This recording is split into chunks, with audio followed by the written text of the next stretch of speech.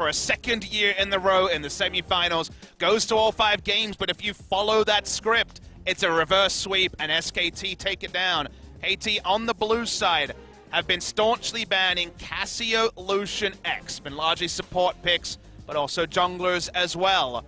See what happens here in Game 5, because if you got something special, this is the time to show it. Yeah. Well, Galio going to be banned away here by SKT. Do we see the Shen again is my question, or do they leave that one up for Smeb if he wants it? Gragas is going to be back on the ban list. So here's my thought. If you're KT Rolster, you ban away something like the Gragas, an impact pick from SKT. You give up Lucian. You can first pick it if the scrim results have been there. You give it up if you need to, and Pawn can run Victor into it. Victor is a farm lane against Lucian that doesn't have pressure early, so they'll have to make adjustments elsewhere.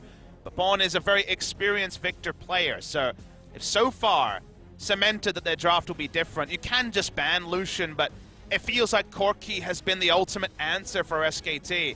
And they'll ban the Tristana, that has also been a really big pick for Bang in the bot lane. So they're going to change things. They will not be banning the Lucian.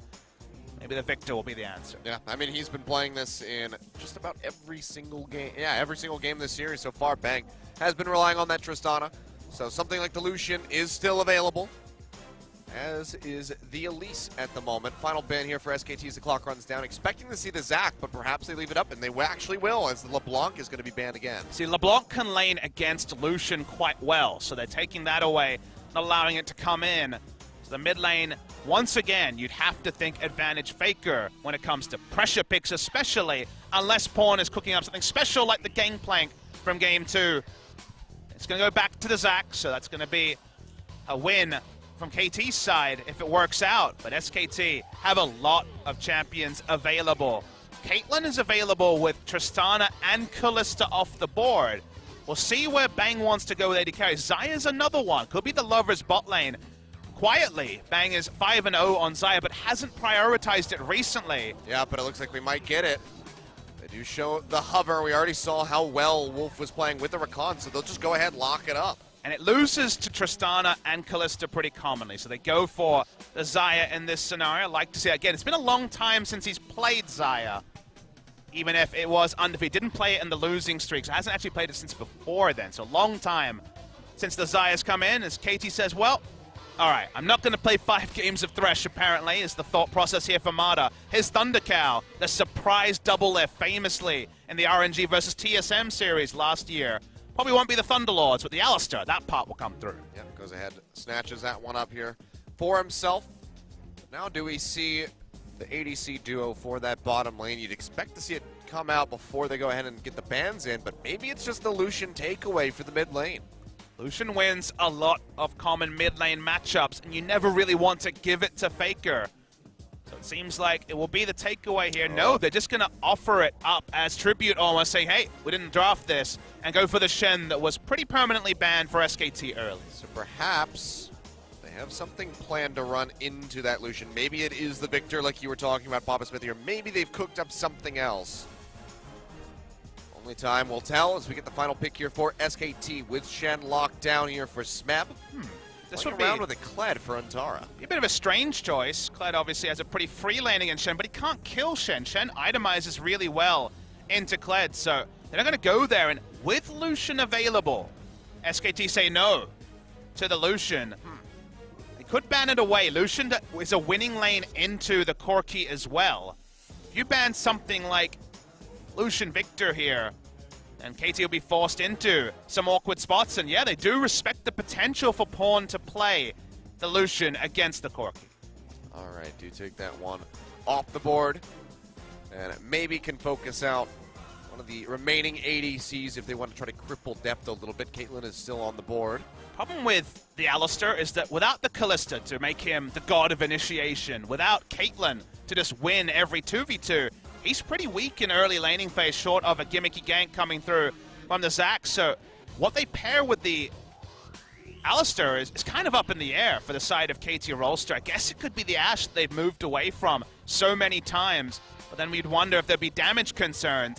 And they also, SKT, subscribe to perhaps it's time for Ashe to come through. They ban it away. A bit of a wry smile from Death on your screen, basically saying, hey, go for the Caitlyn. Didn't work out for you in the previous game. We're happy for you to take it again. Maybe he'll just get us something Is we it, weren't anticipating it at all. Is it time for the Jinx? I was just about to say it, because the moment you thought it, I had the same flashbulb. It could peel back with Jinx and try to make things work. That would be Teamfight, and Teamfight may be behooved if it is going to be a Trundle being run into the Shen. That's been banned out in a lot of these games, but maybe we will. Yep, there we go. Trundle will be the lock, and so last pick for the jungle for the side of SK Telecom. To KT's pick, Ezreal saw a small buff on this patch. Korea, favorite champion for Deft, but I don't think we're going to be seeing that. It has to be something with massive damage. This would be the pick to play with the hearts. The Jinx certainly be all in, though. And they're going to go for the Sivir. Right. I hear you gasp, but remember, when they ran the Sivir before, it was in a pick comp, but Sivir doesn't really help pick comps. Sivir helps a comp like this a lot, because it's triple tanks locked in the Zac, Alistar, and Shen. And last pick is going to be the Kassadin. Okay. Risky stuff here from the side of KT Rolster. The Kassadin Gambit in Game 1 did not work for SKT. It is a good laning matchup into the Corki. No sign of Victor because the Lucian wasn't there. Okay, this is what we end up with. This is the final pick and ban screen. The Telecom War semi-final, Champion Summer 2017. Lovers bot lane, first sighting of the Xayah in a long while. Put that Zac away, put it in the jungle, please. KT Rolster. KT have some very strong split push with the Kassadin. They will try to piggyback with the Shen and Kassadin. But the Kassadin Gambit didn't work for SKT, and now it's Pawn. Drafting into a tough lane. You can farm it, but there's going to be certainly plenty of attention from SKT. I mean, given how things went in the previous game, him getting Flame Horizon almost twice over by Faker on this Corki, gotta have some concerns as a KT fan coming into this one. Pawn needs to have a career performance on this cast. Look, it's just like Kassadin to LeBlanc, which is what Faker tried in Game 1. You Q, you win the trades. It's a good matchup for Kassadin. But the other side is ranged auto attack, pushing ability versus the Kassadin needing the time. And SKT have been active in the mid game and keeping games short when they win. It's going to need to be longer for KT Rolster, I'd have to think. All right, here we go, ladies and gentlemen. Game number 5, KT versus SK Telecom. Winner goes on to face Longshu in the grand final a week from today, and also punches their ticket to the World Championship. Everything is on the line. It all culminates into this moment. Let's see who's going to come out on top.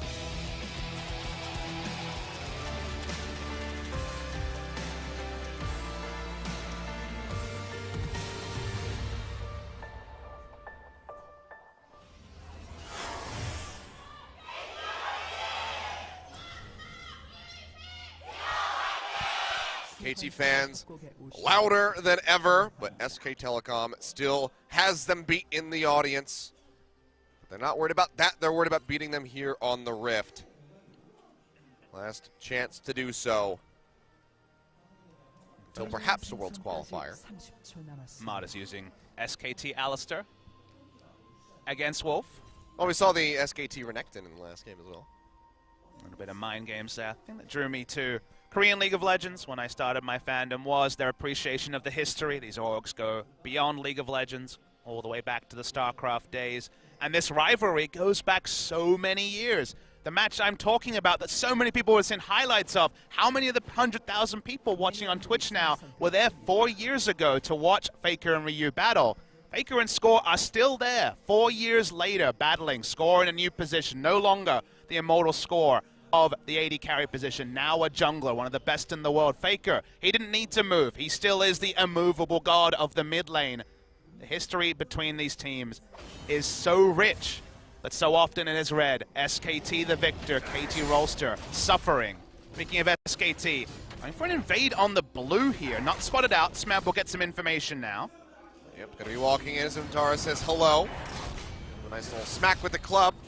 Blue buff will be going over to Blank. Now can just rotate straight over to the red side. He is warded, so they'll spot him. They'll be able to track the Jarvan. But he'll have a nice little start. We'll see how Score is going to approach this, whether or not he's going to have an invade of his own. Zac obviously not going to be blue buff focused, and there's a lot of catch-up experience in the jungle, but another way to know that the Jarvan jungle is going to have free gank priority while Zac slowly puts together CS is just fine. On the side of SKT, we don't see a level 2 gank attempted this time by SKT's jungle Jarvan.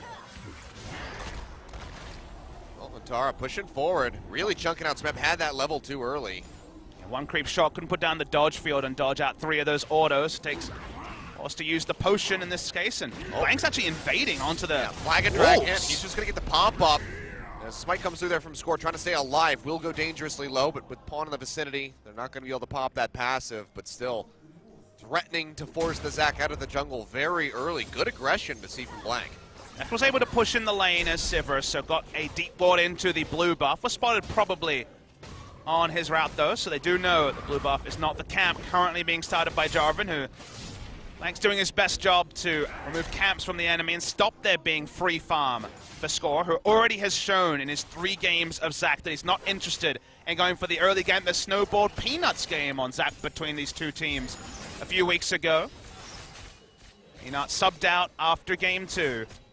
We should once again, because I'm sure we have plenty of viewers joining late, explain what happens when it comes to this tournament. Very clear, the winner of this game goes to the final against Longzhu, but Worlds implications are a bigger story. If either telecom team goes, well, whichever team wins here, they're already qualified for Worlds. They will at minimum have 2nd spot, which is for the most circuit points, but they also end up cheering on the other telecom war in the final.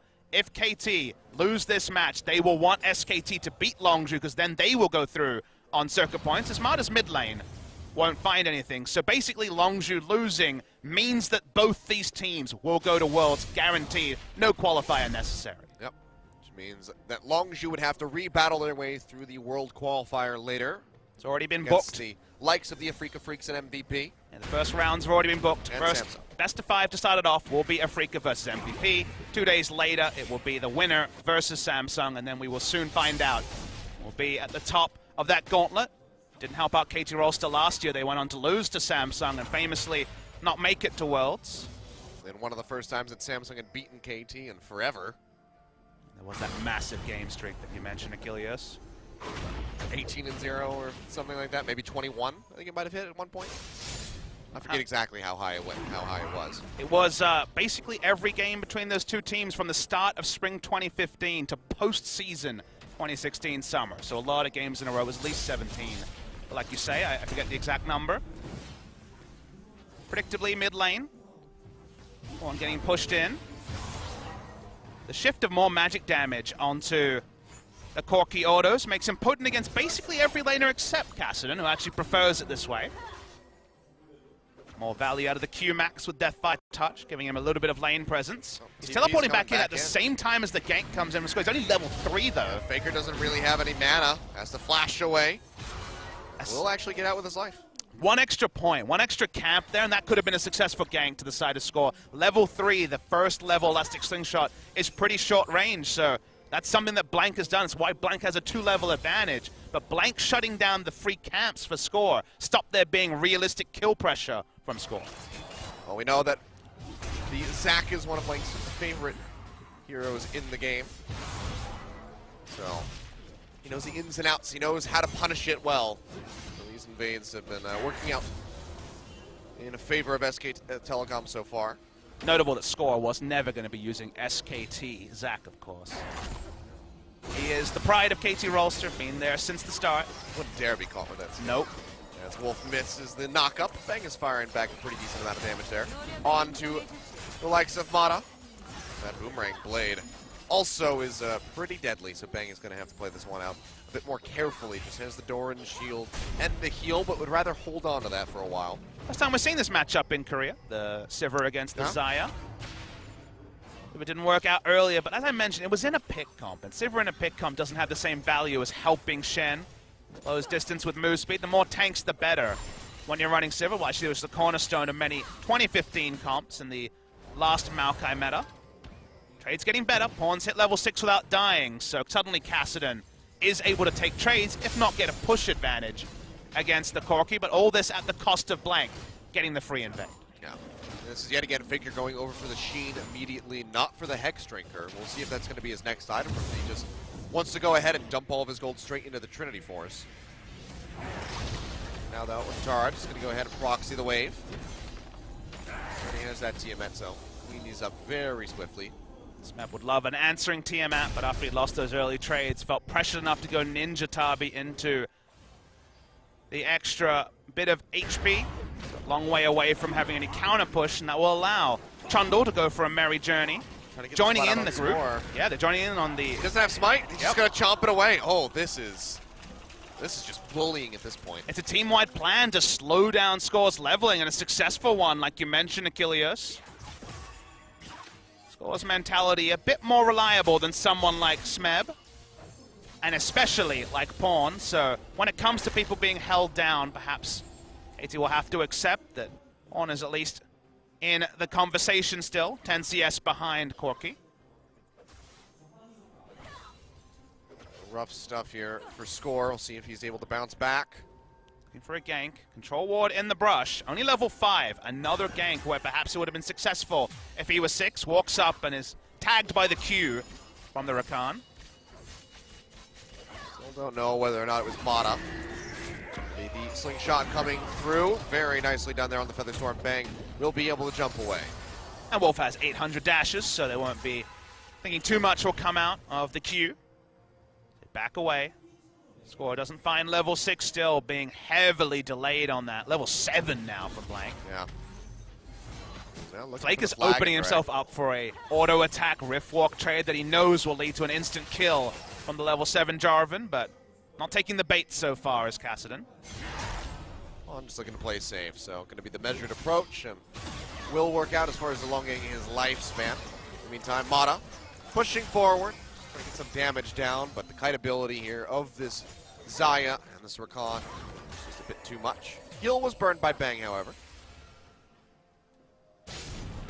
CS advantage this time for Death, so that part at least will feel good. Power Trough will happen when you're Sivir. You have to go for Essence Reaver to help with your mana management. Infinity Edge probably going to follow, but found an early shot to...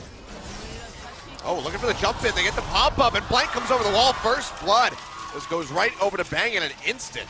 Yeah, able to flash in as well. Level 8 Jarvan, so much extra burst. Flash wasn't going to get him out. First blood of the game goes to SK Telecom in Game 5. Nothing Mata could do. No, not a damn thing. And now the Ocean Drake going to be started up here by Blank. Get that ball rolling very quickly. And just like that, the goal just exploded forward for SK Telecom. Such a fast gank as well that Smeb couldn't even be there. With the ultimate, probably still would have died anyway, but I imagine he wouldn't have had the reaction time to be able to answer so much immediate burst. And like you say, Ocean Drake does go the way of SK Telecom. Move up, hand it off to Faker, and the buys starting to come through here. Bang going to be coming back into lane, has that BF sword, which is completed. Def's still going to be waiting on that call to get stacked up fully.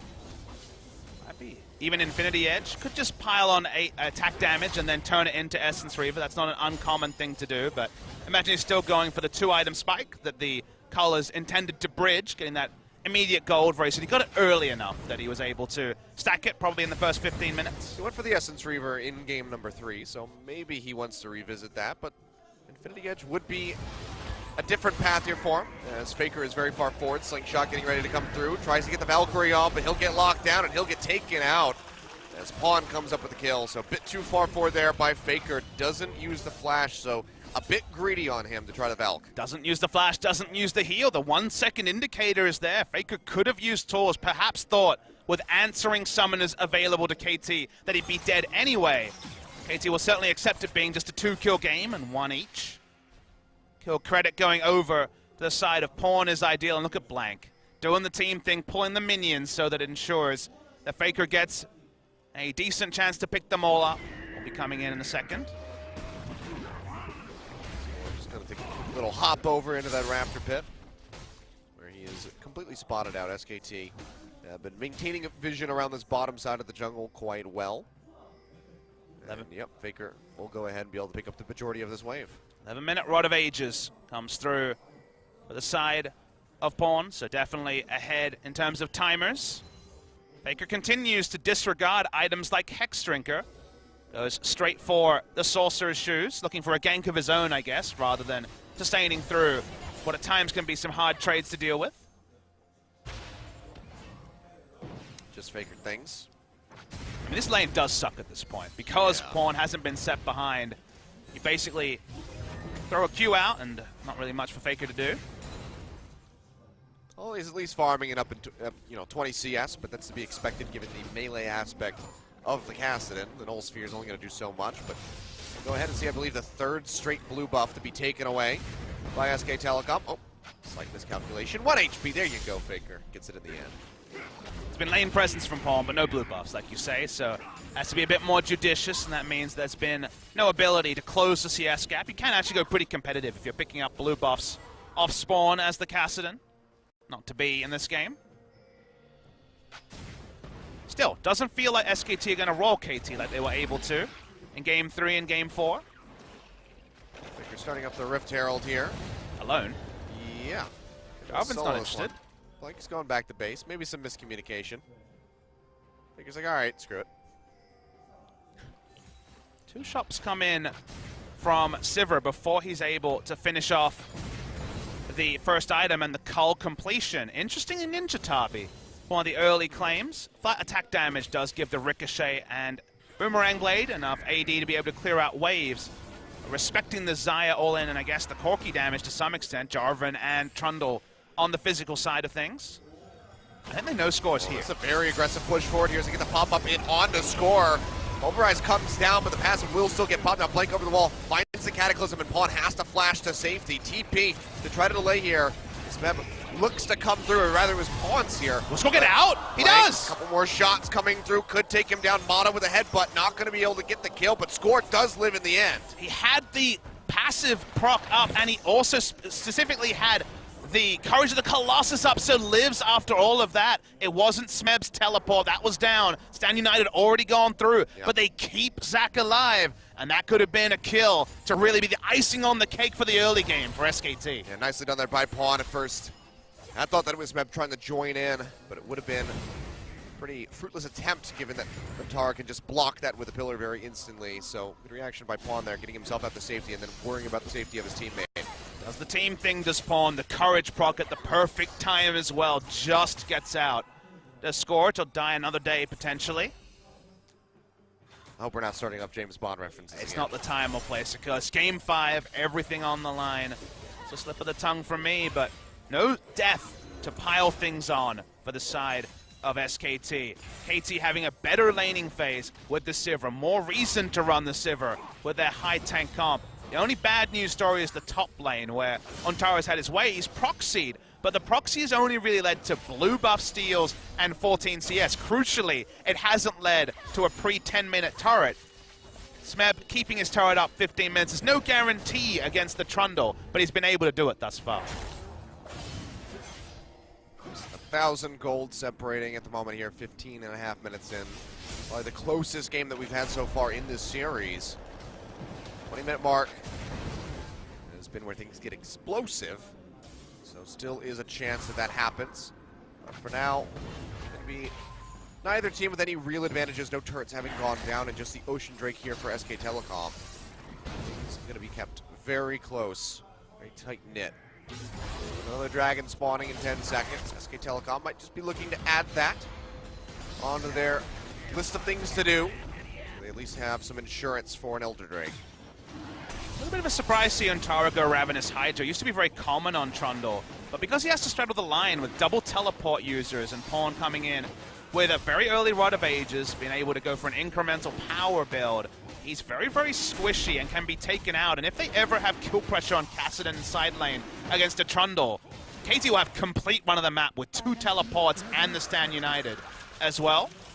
SKT able to pick up the second Drake, but KT will be relieved to see it's just 2 Oceans to open up the game. Not irrelevant as bot lane. Yeah, but Pulverized, but like you said, Wolf has 800 dashes, so he's going to be quite all right. They get a decent amount of damage down onto that turret in the meantime, however. I like to think of Infinity Edge versus Sivir as the RNG build, because you auto-attack and then you cancel your auto, and if both crit, happy days, you won the lane. So he doesn't have the consistent damage, but already has wave clear. Most carries have to build Shiv early to have anywhere near the wave clear Sivir does is in the mid lane. And Blank not going to land that flag and drag. Has the Cataclysm, but hasn't thrown it out yet. In the meantime, Pawn just duking it out with Faker on the top side and Score. No passive anymore. Will get taken down. Faker looking for the kill onto the Kassadin. Goes over the wall, but the flash comes through. The final rocket will finish him off. Mata dying as well, and now Depth is left stranded all on his lonesome. 4 kills about to come through for SK Telecom in game number 5. He'll pop the heal to desperately try to get away, has the flash. But it seems like he suspects that he would have died anyway. Does go down. Meanwhile, up top, Smeb trying desperately to trade something back. It's a manaless Trundle, but Undara will still walk away. And that's after Trundle took down the turret and all of that pandemonium, Achilles. They did not respect the ability for Wolf to rotate cleanly in. 3 kills go over to Xayah, going for a Essence Reaver of her own, of course. They'll take a turret bot lane, and I think we may just have witnessed the passage of play. Oh, can he get it? Not quite. That may guarantee SK Telecom their route to the finals, because they just blew open the game. 3 turrets gone. 4 kills over to SK Telecom off the back of another Ocean Drake. They have complete run of the map. KT, moving forward from here, what do you even do? What are you even thinking in the booth to try to get yourselves back into this game? I mean, I want to go early. I want to know what they were thinking when they could have tried to make the evacuation. Watch this play.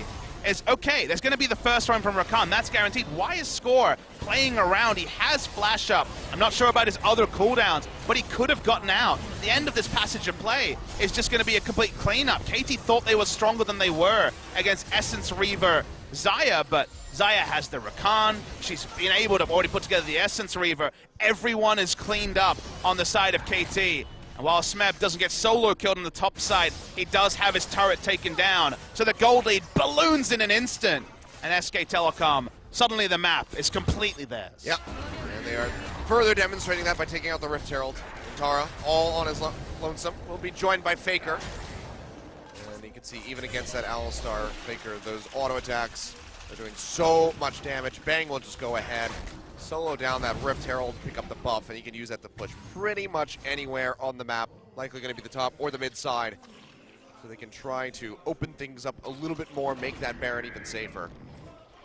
KT are one more catastrophic misplay away from confirming the reverse sweep for the side of SKT. It's not over yet. They do have power being put together on items like Rod of Ages. Sivir getting closer and closer to 3 items, and their team fight can be powerful. But the immediate goal is there, and here's the attempt. Wall coming through. Wolf looking for the engage. Mata trying to turn things around, but I don't think they can really afford to. Smeb arrives off the backside of the stand united. Meanwhile, Bang is just going to truck down the turret with Rift Herald as well. KT needs to get a lot of kills. I mean, they need to get back to the base. SK Telecom can just try to delay as best as possible. Score still pushing forward. Recall's being channeled by Depth and Mata. The charge is going to come down. And it's going to be a hell of a lot of damage, maybe even just a turret here, depending on how long Bang wants to stick around. He's got that Featherstorm, and yeah, there you go. Final hit will come through, and it's an inhibitor exposed at 20 minutes. Insanely early. Now, Shen is one of the best champions with his teleport available, with Stan United and a Titanic Hydra, to allow himself to be anchored off the map. But SKT, with all the information the minions are granting, try to rush straight on the Baron. Maybe they're trying to bait this one out, throw the ward down over the wall, but it will be spotted. Scrying Orb into the back of the pit. Don't spot the Baron being taken. Crucial one there was what forced SKT to pull off. Not able to complete a Baron buff. That would have been another dagger in the heart of KT Rolster fans. I mean, that would have been the nail in the coffin. I mean, the nail in the coffin is if they somehow find a way to lose to Longzhu, and then that would be a next level BM from SK Telecom, who already have so often held the head-to-head against KT.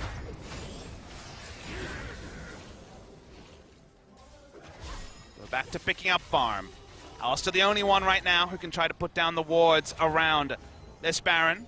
Like you say, engineering a Baron is probably the end of the story for KT Rolster. Right now, all they really want is to find farm. They were denied farm so expertly by SKT in Game 4, where Taliyah fell hopelessly behind. That could still happen in this game, even if for now things are a little bit more competitive. Faker just fearlessly bringing up the bottom wave here, looking for another inner turret. Do a hell of a lot of damage here. Smeb's even scared to go for taunts under turret, knowing that he'll get at most 1 turret shot before the Valkyrie will go through, and not knowing what's happening in his red side jungle. Exactly. He can't even go for taunts, and that means more free damage for Corki on that turret. There's no vision for him at all. And United still not available for Smeb, but he does have his teleport. The teleport ward's starting to dwindle. Good sweep coming through here from SK Telecom, pushing in. We'll be clearing out the jungle of both wards and camps. Still haven't gotten rid of the ward there on the Baron, though. But for now, they say, screw it, let's just pick up the Mountain Drake, and then when we go back to Baron, it's that much easier. One has his flash up, not teleport yet, but feels good enough to push out further than you think. Pick up another minion wave. His Mata has to ult, he's probably still dead. I mean, has the flash away as well, just to really make sure that he can get out of there. Will be slowed up. Blank not looking to die of the turret alone, so Mata will be able to escape with his life, but that's Unbreakable Will and the flash down. Another person who now can't face check objectives, so Mountain Drake easy. Baron buff safer with no flash, and for at least the next 60 seconds or so, no Unbreakable Will. KT can only pick up farm that's pushed to them by SKT, which means that SKT run the show. Every part of the hype train for SKT is running as intended. KT can't even get on the station platform, Achilles. Cannot. Blank just gonna finish this one off. So the members can go back by, spend the gold that they have accrued from just eating these waves, as they're about 8,000 in the lead at the moment. And then they can get prepped for that Baron. To me, the most amazing thing about this series is we see a particle fly very slowly over the way to Faker. We're gonna see it here. Come on, OGN, show it to us. Yeah, there it is. But the most amazing thing about this series is that think about what SKT was staunchly banning. Rakan and the Trundle. They've actually wielded them surprisingly well in this series, even though they were banned in previous games. As Tara's going to get closed down by the entire team. They're looking for this one. Stand United coming through, and Tara does not have the flash. It seems like he might just be dead. Wolf looking for some sort of avenue of approach where he can try to save his life, but it's just not realistic. Faker, in the meantime, he just wants the blue buff. We'll find it. So we do have on the hunt, get pop bang going up into the air with a Featherstorm as Blank gets jumped on, gets absolutely melted, but he still stays alive. Civ is free hitting. Will claim the life of Wolf.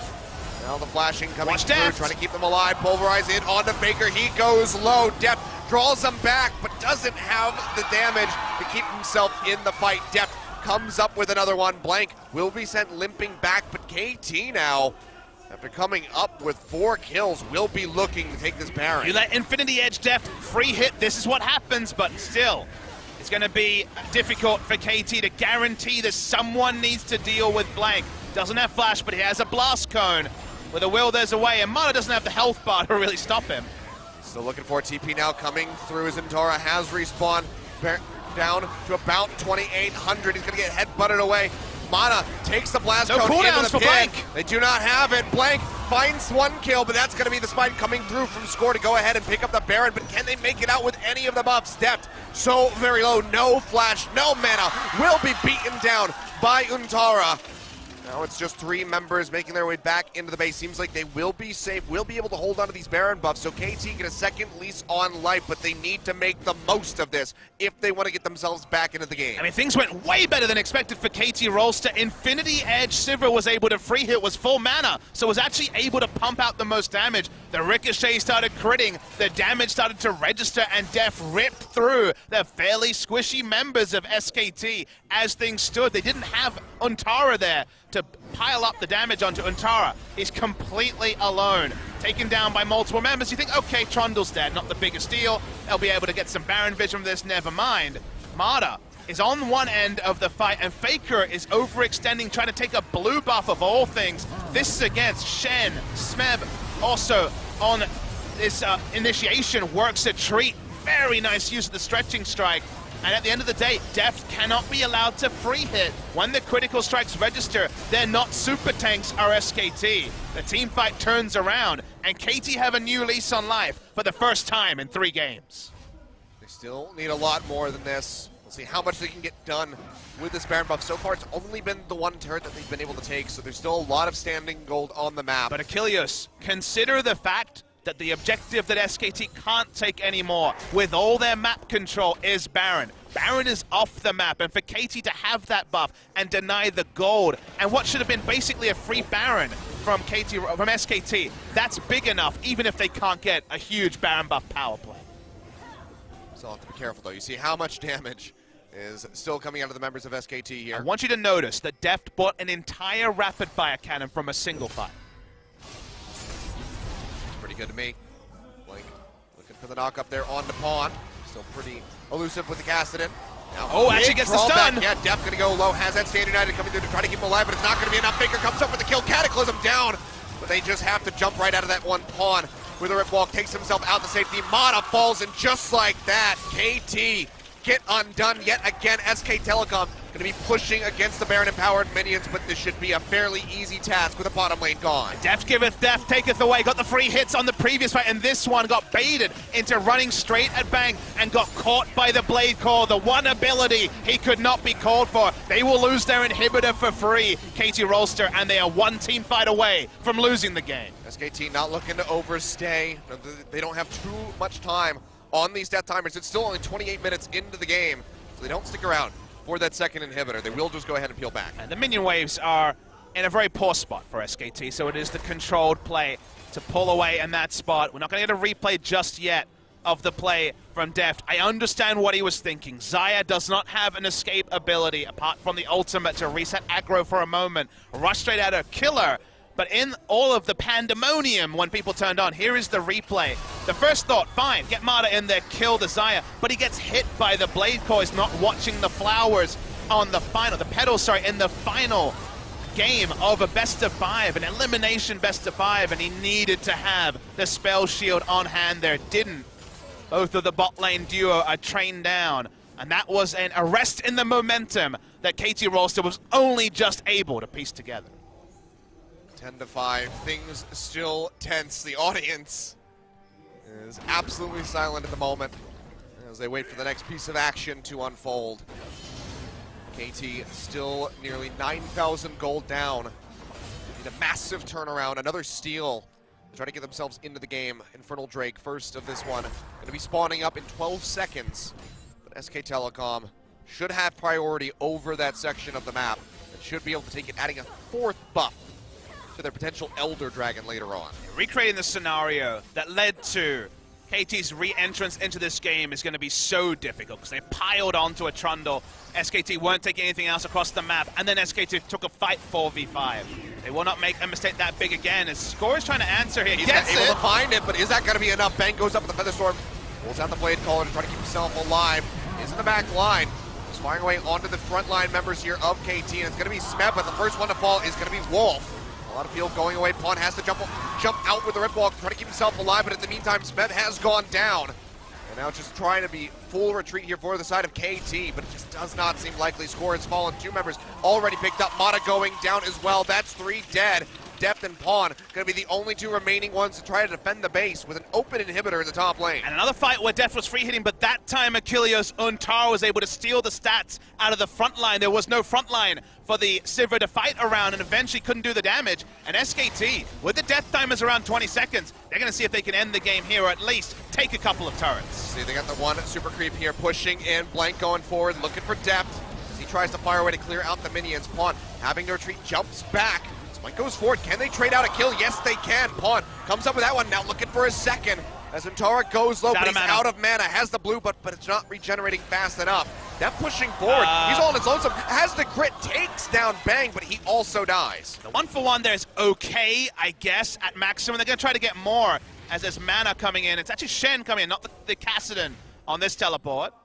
Looking for something. Looking for Untara, perhaps. We'll spot him out, but too many other members in the vicinity will have to go ahead and peel back. A bit bizarre there. There was a big minion wave pushing in bot side, but it wasn't actually free hitting onto the turret. So they don't even get a turret for that. Not sure exactly what Shen was trying to make for it. Actually picking up the kill on Bang makes it a 1-for-1, which is okay. The respawns were at the right time where they didn't need Sivir to be able to clear out the super minion, so it's okay. But another time where the Blade Caller timing seems to be undoing Deft a little bit. Not getting exactly the same short purchase out of that ability that he'd want to when they locked in the Sivir. Deft does have a CS advantage over Bang. He does have a nice load of items. His problem in fights is going to be that if Trundle is present, he will just steal the stats of the front line, and soon Deft will be zoned out of combat. Baron spawning now in 10 seconds. SKT getting the Scuttle Crab. They'll be pushing in, looking to clear out any vision that KT has in the area, but little do they know, there is pretty much none available on this upper side of the river. Trying to think about what the correct play is for KT Rolster in team fights. This far behind in gold with the Kassadin. They'd love to pop anyone, but the people they have access to are so damn tanky and elusive. The Jarvan and the Trundle, especially. If your best thought is killing a Rakan, you're also going to have a super bad time. Getting a couple of ricochet crits onto the backline, finding a way for Def to actually be able to fight with his tank lines like famously Sivir in the height of the meta was able to do is difficult because she doesn't really have a tank line. She has people that are turned into meat shields by the subjugate ability from Ontara. They're not as sturdy as they need to be. AT got the first Baron. SKT is all the way on top of the second one. It's so fast. Yeah, and they're just going to burn right through this one with relative ease. And now KT, yet again, have to be the ones that try to escape. Pillar's already been thrown down as Mata dives into the back line. Looking for the pulverize there on a bang. Finds it, but there's no follow-up. Goes back in, has to flash away, and Score is just getting ripped apart by Faker and company. Smeb with the dodge field buys a little bit of time for himself, but has to use a Shadow Dash, get himself away, and SKT have gone ahead, pushed KT back. There's a two-threat comp, and Pawn couldn't enter the fight, therefore they did not have anywhere near the damage they needed. And able to take someone down. Everyone looked undying on the side of SKT in that particular fight. To KT's credit, at least they're able to reset and start again. The only Drake they picked up this game was an Infernal, which will serve them if the game goes long enough. The gold lead of 10,000 is still significant. We are not late enough in the game for that gold lead to be rewritten. But items are starting to come together for KT, and if they can somehow get a pick, so hard to do. Why would SKT ever split their forces? But if they can somehow kill one person and allow Def to free hit, maybe the magic could happen again. They desperately need it. Otherwise, SK Telecom is potentially minutes away from completing the reverse sweep here in the semifinal. We'll go ahead, knock down another outer turret, last one outside the base.